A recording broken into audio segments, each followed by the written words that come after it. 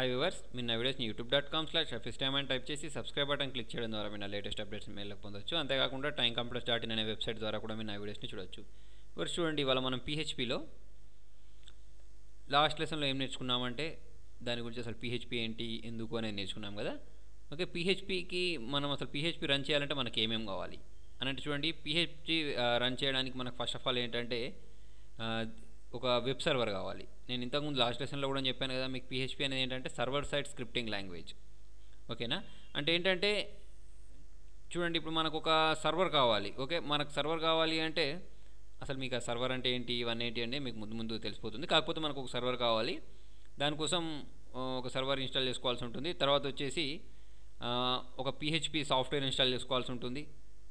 Okay, third వచ్చేసి ఒక database అని అనుకున్నాం కదా. డేటాబేస్ ఎందుకు అంటే PHPలో మనం ఏదైనా అప్లికేషన్స్ చేసామనుకోండి, ఆ అప్లికేషన్స్ని మనం డేటాబేస్ తోటి కనెక్ట్ చేయాల్సిన అవసరం వస్తుంది అప్పుడప్పుడు. అందుకోసం మనకి ఏంటంటే ఒక డేటాబేస్ సాఫ్ట్వేర్ కూడా కావాలి. తర్వాత వచ్చేసి ఇంకొకటి ఏంటంటే టెక్స్ట్ ఎడిటర్ కావాలి. ఒకటి టెక్స్ట్ ఎడిటర్ అంటే తెలుసుగా మీకు నోట్ ప్యాడ్, ఓకేనా, లేదా నోట్ ప్యాడ్ ప్లస్ ప్లస్ లాంటి టెక్స్ట్ ఎడిటర్ కావాలి. ఒక వెబ్ బ్రౌజర్, మీ ఇష్టం, మీరు ఏ బ్రౌజర్ యూజ్ చేస్తారంటే ఆ బ్రౌజర్ యూజ్ చేసేయండి. కాకపోతే నేను మీకు రికమెండ్ చేసేది ఏంటంటే ఇంటర్నెట్ ఎక్స్ప్లోరర్ యూజ్ చేయకండి, దానిలో అన్ని కోడ్స్ అనేవి వర్క్ అవ్వవు. ఓకేనా, సరే చూడండి, నేను ఇప్పుడు మీకు ఏమేం యూజ్ చేయాలి, నేనేం యూజ్ చేస్తానో మీకు చూపిస్తున్నాను. నేనైతే ఏం యూజ్ చేస్తానంటే వెబ్ సర్వర్గా అపాచీ అనే దాన్ని యూజ్ చేస్తాను. ఓకేనా, PHP ఒకటి డౌన్లోడ్ చేసుకోవాల్సి ఉంటుంది. తర్వాత వచ్చేసి MySQL. ఓకేనా, MySQL అనే డేటాబేస్ని డౌన్లోడ్ చేసుకోవాల్సి ఉంటుంది. ఇవన్నీ ఫ్రీనే. ఓకేనా, ఒక టెక్స్ట్ ఎడిటర్ వేసుకోండి. టెక్స్ట్ ఎడిటర్ అంటే note pad plus plus download చేసుకోండి. ఎందుకంటే మామూలుగా మనకు Windows 7 తోటి కూడా, Windows XP తోటి కూడా నోట్ ప్యాడ్ వస్తుంది, కానీ దాంట్లో మనకు లైన్ నెంబర్స్ కనబడవు. కాకపోతే దీనిలో నోట్ ప్యాడ్ ప్లస్ ప్లస్లో ఏంటంటే కొంచెం లైన్ నెంబర్స్ కనిపిస్తాయి, కలర్ఫుల్గా కూడా ఉంటుంది. వెబ్ బ్రౌజర్ వచ్చేసి నేను ఇంతకుముందు చెప్పినట్టు ఫైర్ఫాక్స్, క్రోమో అది యూజ్ చేసుకోండి. ఇంటర్నెట్ ఎక్స్ప్లోరర్ని దాదాపుగా అవాయిడ్ చేయండి. అయితే మరి వీటిని అన్నింటినీ నేను ఎక్కడి నుంచి డౌన్లోడ్ చేసుకోవాలి, ఒక్కొక్కటి డౌన్లోడ్ చేసుకోవాల్సి ఉంటుందా అని అంటే అవసరం లేదు. చూడండి, కింద నేను ఒకటి vampserver.com/en అని చూపించాను, చూసారా? ఈ లింక్లోకి వెళ్ళేస్తే మనకేంటంటే ఇవన్నీ ఒకటేసారి డౌన్లోడ్ అయిపోతాయి. ఇక్కడ వ్యాంప్ అబ్జర్వేషన్ ఏంటంటే విండోస్కి సపోర్ట్ చేసేది అన్నట్టు ఇది. ఓకేనా, ఒకవేళ మీరు మ్యాక్ యూజ్ చేస్తున్నారనుకోండి, మీకు మ్యాంప్ అని ఉంటుంది. ఓకేనా, అదే లినక్స్ యూజ్ చేస్తున్నారనుకోండి, ల్యాంప్ అని ఉంటుంది. అంటే మీకు ప్రతిదానికి మీ ప్లాట్ఫామ్కి తగ్గట్టు దాన్ని ఈ సైట్లోకి వెళ్ళేసి మీరు డౌన్లోడ్ చేసుకోవాల్సి ఉంటుంది. అయితే నేను ఏంటంటే నాకు కావాల్సింది ఏంటంటే నేను యూజ్ చేసేది విండోస్ ఆపరేటింగ్ సిస్టమ్ కాబట్టి నేను ఇక్కడ వ్యాంప్ సర్వర్ని యూజ్ చేస్తాను. ఇంతకుముందు నేను అన్నట్టు వ్యాంప్ అంటే ఇక్కడ అపాచీ, నెక్స్ట్ వచ్చేసి PHP, దీని అబ్జర్వేషన్ అన్నట్టు ఇదంతా. ఓకేనా, వ్యాంప్ అంటేనే అపాచీ, PHP వీటినన్నింటిని కలిపేసి అది అంటారు అన్నట్టు. ఓకే, సరే ఇక్కడ చూడండి, మనం దీన్ని ఎక్కడి నుంచి డౌన్లోడ్ చేసుకోవచ్చు అంటే ఈ లింక్లోకి వెళ్ళి డౌన్లోడ్ చేసుకోవచ్చు అని చెప్పాను కదా. ఏ లింక్ అంటే ఇంతకుముందు నేను చెప్పినట్టు vampserver.com/en అంటే en అంటే ఇంగ్లీష్ అన్నట్టు. ఓకే, దీనిలోకి వెళ్ళేస్తే చూడండి, మీకు ఇక్కడ వచ్చేసిన తర్వాత ఈ సైట్ని నేను ఓపెన్ చేస్తే ఇలా వస్తుంది. వచ్చేసిన తర్వాత మీకు మీ సిస్టమ్ అనేది 32 బిట్టా 64 బిట్టా మీ OS అనేది దాని మీద డిపెండ్ చేసుకుని మీరు దీన్ని డౌన్లోడ్ చేసుకోవాల్సి ఉంటుంది. నాది 32 బిట్ కాబట్టి నేను 32 బిట్ సైడ్ వస్తున్నాను. చూడండి, ఇక్కడ నాకు అపాచీ వర్షన్ వచ్చింది. అపాచీ వచ్చేసి 2.4.9 అపాచీ ఈ సర్వర్ పేరు. సర్వర్ అంటే నేను చెప్పాను కదా, మన సిస్టాన్ని మనం మామూలుగా అయితే సర్వర్ లాగా డైరెక్ట్ మార్చలేం. దానికోసం ఈ అపాచీ అనే దాన్ని ఇన్స్టాల్ చేసుకుంటే మన సిస్టమ్ అనేది ఏంటంటే సర్వర్లోకి కన్వర్ట్ అయిపోతుంది అన్నట్టు. ఓకే, నెక్స్ట్ వచ్చేసి MySQL వచ్చేసి 5.6.1 అని ఉంది, ఈ వర్షన్ ఉంది. PHP వచ్చేసి 5.5.12 అనే ఇది ఉంది. దీంతోపాటు కొన్ని అడిషనల్ సాఫ్ట్వేర్స్ కూడా మనకు ఈ ఒక్క సాఫ్ట్వేర్ని డౌన్లోడ్ చేసుకుని ఇన్స్టాల్ చేసుకోవడం ద్వారా మిగతా అన్నీ వచ్చేస్తాయి అన్నట్టు. ఓకేనా, దానికోసం మనం సింపుల్గా చేయాల్సింది ఏంటంటే దీన్ని డౌన్లోడ్ చేసుకోవడం. ఇక్కడ క్లిక్ చేసుకుంటే చూడండి, ఇక్కడ మనకి ఏమంటుంది అంటే vamp server is available for free, ఇదంతా మనం ఓకే డైరెక్ట్ డౌన్లోడ్ అని ఉంది. ఓకే, దీన్ని కూడా క్లిక్ చేసుకోవచ్చు. దీన్ని నేను క్లిక్ చేసుకున్నాను.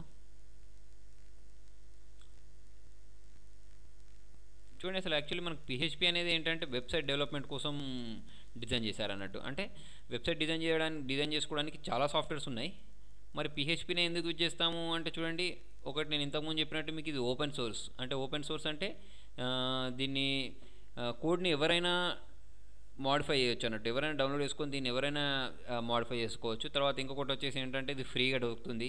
తర్వాత మీకు ఒకవేళ మీకు ఇంతకుముందు VB అని తెలిసి ఉందా? VB అంటే ఏంటంటే visual basic applications. Visual basic VB అంటే విజువల్ బేసిక్స్ ఉంటుంది.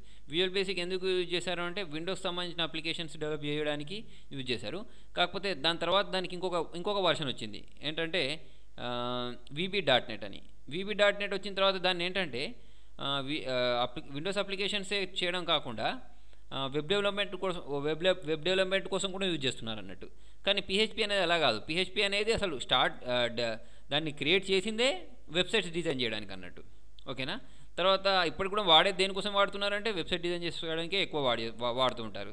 ఇప్పుడు మీకు పిహెచ్పి యూజ్ చేసి ఏం చేశారు అని అంటే చూడండి, పిహెచ్పి యూజ్ చేసి మీకు ఈ వర్డ్ ప్రెస్ తెలుసా, వర్డ్ ప్రెస్ని డెవలప్ చేశారు. తర్వాత వచ్చేసి మీకు జుమ్లా అనే సాఫ్ట్వేర్ని డెవలప్ చేశారు. తర్వాత వచ్చేసి డ్రుపుల్ అనే సాఫ్ట్వేర్ని డెవలప్ చేశారు. ఇవన్నీ ఏంటంటే మనం వెబ్సైట్ డిజైన్ చేసుకోవడానికి మీకు బ్లాగ్స్లో ఉంటాయి కదా, వర్డ్ ప్రెస్, జుమ్లా, ఇవన్నీ మీరు ఇంతకుముందు వినకపోతే నేను తర్వాత దీని గురించి వీడియోస్ పెడతాను. వీటినన్నింటిని డెవలప్ చేశారు. దేన్ని యూజ్ చేసి అంటే పిహెచ్పిని యూజ్ చేసి డెవలప్ చేశారు వీటినన్నింటిని. ఓకే, సరే చూడండి, నేను ఇంతసేపు ఇది ఎందుకు చెప్పానంటే డౌన్లోడ్ లింక్ రాలేదు అందుకోసం చెప్పాను. ఇక్కడ డౌన్లోడ్ లింక్ వచ్చేసింది మనకు. దీన్ని నేను క్లిక్ చేస్తే మీకు ఏమేమంటే ఇంతకుముందు నేను చెప్పినట్టు వ్యాంప్ సర్వర్ నేను ఇక్కడ డౌన్లోడ్ చేసుకుంటే అపాచీ వస్తుంది, పిహెచ్పి వస్తుంది, అన్నీ డౌన్లోడ్ అయిపోతాయి. చూడండి ఇక్కడ నాకేంటి అపాచీ, MySQL, పిహెచ్పి ఇవన్నీ నాకు ఒకటేసారి డౌన్లోడ్ అయిపోతాయి అన్నట్టు. ఒక్కొక్క దాన్ని నేను డౌన్లోడ్ చేసుకోవాల్సిన అవసరం లేదు. ఓకే, నేను తీసేసుకొని దీన్ని డెస్క్టాప్ పైన తీసేసుకొని దీన్ని సేవ్ చేసుకొని స్టార్ట్ డౌన్లోడ్ క్లిక్ చేస్తున్నాను. ఇది నాకు డౌన్లోడ్ అయిపోతుంది. ఓకే, చూడండి ఇది ఆల్మోస్ట్ డౌన్లోడ్ అయిపోయింది.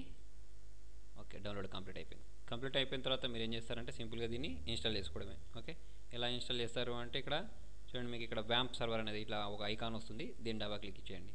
ఓకే, డబల్ క్లిక్ ఇచ్చేసిన తర్వాత మీకు అది ఇన్స్టాలేషన్ అనేది స్టార్ట్ అయిపోతుంది. మామూలుగా మీరు అన్నిటిని ఎలా ఇన్స్టాల్ చేసుకుంటారో అలా ఇన్స్టాల్ చేసుకోవడమే. ఎస్ ప్రెస్ చేసేయండి.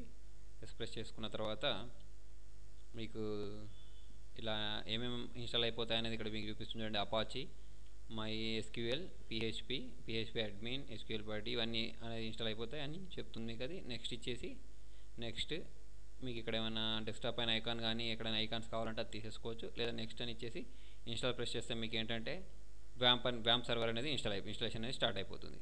ఓకేనా. ఇక్కడ మనకు ఇన్స్టాలేషన్ అయిపోయిన తర్వాత కంప్లీట్ అయ్యే ముందు నన్ను ఇట్లా అడుగుతుంది ఏంటంటే దాంట్లో ఫైర్ఫాక్స్ని డిఫాల్ట్ బ్రౌజర్గా మార్చాలా వద్దా అని అడుగుతుంది.